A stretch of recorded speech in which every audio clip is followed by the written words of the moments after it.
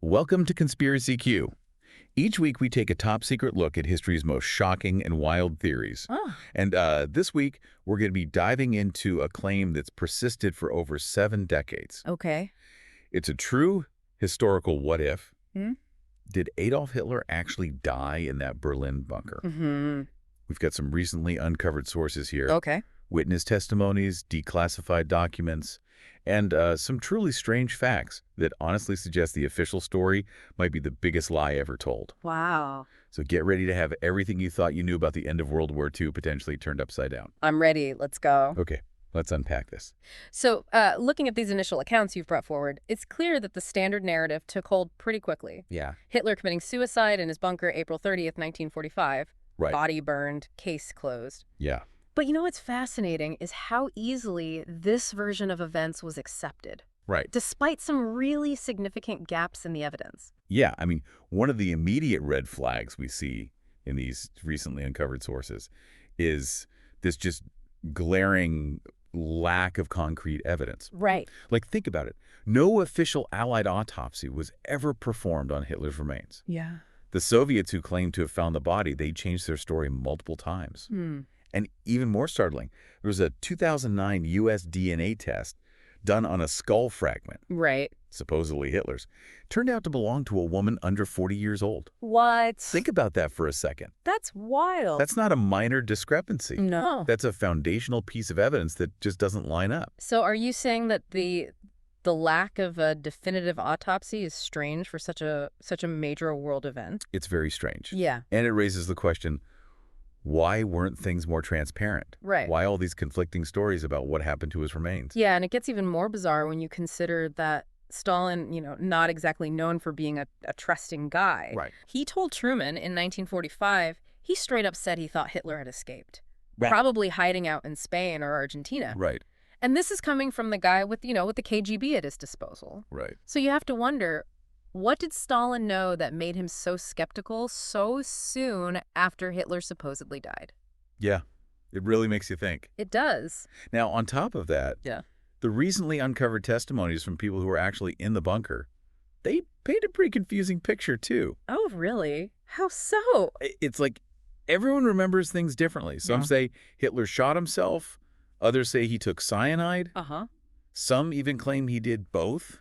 Wow. And get this, Rokas Mish, his own bodyguard, said he never even saw the bodies. That's really strange. Right. So if we're supposed to accept Hitler's death in the bunker as historical fact, Yeah. why is everyone telling a different story? It's like a puzzle with all the wrong pieces, you Yeah. know? You try Okay. to put it together and it just doesn't fit. It just doesn't fit. It makes you wonder, were these people maybe, I don't know, traumatized by what they saw? Were they following orders to cover something up? Right. Or was it just plain chaos in those final days that led to all these conflicting stories? Well, our investigation actually leads us to the theory that Hitler may have escaped to Argentina. Okay. It sounds like something straight out of a spy movie, but these sources you've uncovered, they actually present some compelling evidence. Interesting. And when you consider the documented existence of post-war escape networks, it's hard to just dismiss this as pure fantasy. Right. There really were organizations that helped high-ranking Nazis escape. Yeah, like Odessa, Yeah. which was a post-war organization that specifically helped SS officers get out of Europe. Right. And these weren't small-time operations either. They had a lot of money, Yeah. connections to Swiss bank accounts, even the Vatican. Wow. And they were supported by governments sympathetic to the Nazi cause. Like Perón's Argentina. So the question is, if the infrastructure was there to help Nazis escape, could Hitler himself have used it? Right. So you're saying that the possibility of a submarine escape isn't so far-fetched. Exactly. Yep. Think about it. 2 German U-boats, U-530 and U-977, they surrendered in Argentina months after the war ended. Okay. Their captains gave really vague and inconsistent explanations for why they arrived so late. Mm-hmm. Could they have been transporting something or someone, key individuals maybe, to South America? You know what's interesting is there are these declassified Argentine naval documents that suggest U-530 docked near Mar del Plata Yeah. under, quote, special clearance, Special clearance. unquote. What does that even mean? I don't know, but the details of that clearance are sealed until 2035. What could possibly be so sensitive that it has to stay hidden for almost a century? Right. That's the question. What are they hiding? And there's another detail in these Argentine archives that really caught my Yeah. eye. An entry mentioning an unidentified European man who disembarked near Necochea. This was July 28, 1945. A witness described this man as slender, mustached, Okay. and with a nervous twitch. You know who that sounds like. Doesn't it? I mean, it's a chillingly specific description that just happens to match Adolf Hitler. So you're saying that this unidentified man could have been Hitler escaping to Argentina? It's a possibility. Wow. Our investigation takes us next to San Carlos de Bariloche. It's a town in Argentina that became a haven for Nazi expats. Oh, yeah. Little Germany. They called it Little Germany. Right. And I'm not just talking about low-level figures either. Former SS officers were reportedly living there. Yeah. And locals tell these stories about a mysterious visitor in the late 1940s. Like a ghost story. No, like a real person. They called him El Viejo Alemán, Oh, okay. Old German.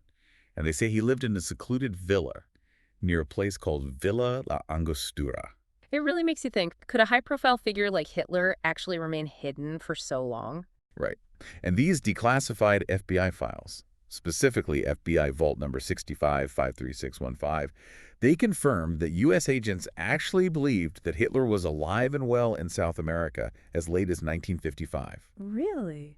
One file even states that Hitler was believed to be living under an alias in a remote Argentine region and that the local military was protecting his estate. They believed that. They did. Wow. And this wasn't just idle speculation. U.S. intelligence actually took these reports seriously. So the FBI was actually investigating whether Hitler was alive? They were. Wow. That's incredible. What kind of evidence did they have? Well, that's the thing. The information is still heavily redacted. But the fact that they were looking into it at all, 10 years after he supposedly died, is really telling. It is. And the plot thickens. Oh, no. Because the story takes a dark turn Okay. when you start looking into the accounts of disappearing witnesses. Disappearing witnesses. Yeah. Abel Basti, an Argentine journalist who researched this extensively, he reported that two local historians who were helping him with his investigation, they vanished in 2008. Oh, my goodness. And then there's this German expat farmer in Bariloche, Okay. claimed in 1982 that he had personally driven Hitler in a black Mercedes to a remote farm back in 1945. Wow. And get this, 2 days after he made that claim, they found him drowned in his own well. Oh, no. Death ruled as suicide. That's so creepy. Right. Makes you wonder if someone wanted to silence him. Definitely. It's disturbing to think that people who try to uncover the truth might end up in danger. Definitely. And let's look at some of the other strange facts that just don't add up with the official bunker suicide narrative. Okay. Hitler's body was supposedly burned beyond recognition, right? Right. But there are no photos, Mm-hmm. no reliable autopsy reports, no clear chain of evidence confirming his identity. It's almost like they wanted to make it impossible to verify this story. Right. Now, the Soviets, they claim they identified him based on testimony from Hitler's dental assistant. Okay. But guess what? She later recanted her statement, Really? said she was coerced by Stalin's NKVD. That's huge. It completely undermines their claim. And then you have these alleged sightings of a woman who looked a lot like Eva Braun in Chile in the 1960s. Wow.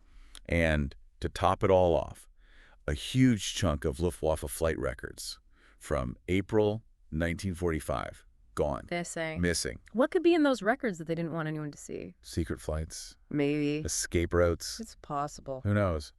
But their absence is definitely suspicious. It is. Now, we also found some declassified U.S. documents hinting at a potential cover-up. Really? A 2014 FOIA released by the CIA Okay. includes files suggesting that a man believed to be Hitler was living in Colombia in 1954. Under what name? Adolf Hitler. Wow. Multiple CIA informants reported Hitler being alive. And what does the CIA do with that information? Well, they dismissed it as unconfirmed. Of course. But there's this photo in the file of a man who looks a lot like Hitler. So they had a picture. They did. Yeah. And even the CIA themselves admitted that the resemblance was uncanny. I bet it was. Almost like they couldn't completely ignore the possibility. It's like they knew something was up, but they couldn't say it out loud. Right. And then there's the DNA evidence, or should I say the lack of it. Right. That's a big one. The skull fragment in Russia, debunked. Yeah. It's not Hitler. And the jawbone they used for comparison, well, it was matched using old dental sketches, which aren't exactly the most reliable things in the world. No. And to make things even more difficult, there's no reliable DNA from any verified Hitler descendants to compare it to. So it's basically impossible to do a definitive DNA test. Basically, yeah. You have to wonder if this lack of DNA evidence is intentional. Right? Like someone wanted to make it difficult to prove or disprove anything conclusively. It's possible. And lastly, we have to consider the motive. Okay. What do you mean? Why would world powers go to such lengths to lie about Hitler's death? Yeah. Good question. Well, one theory is that they wanted to prevent post-war chaos.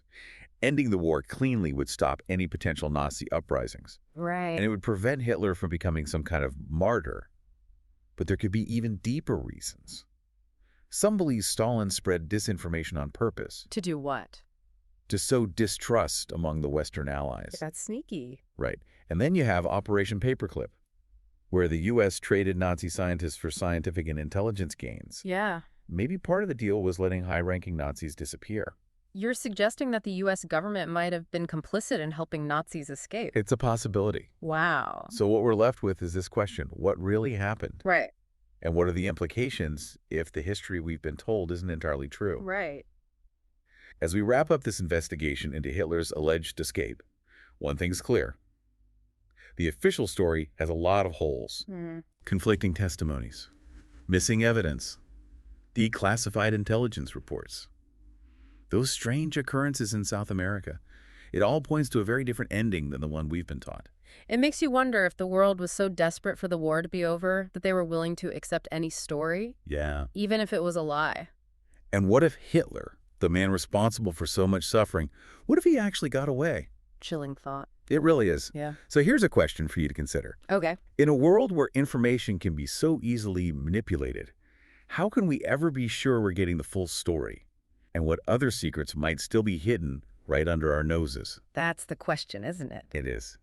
Thanks for joining us on Conspiracy Q. Rate and follow to continue uncovering the truth. And until next time, stay vigilant.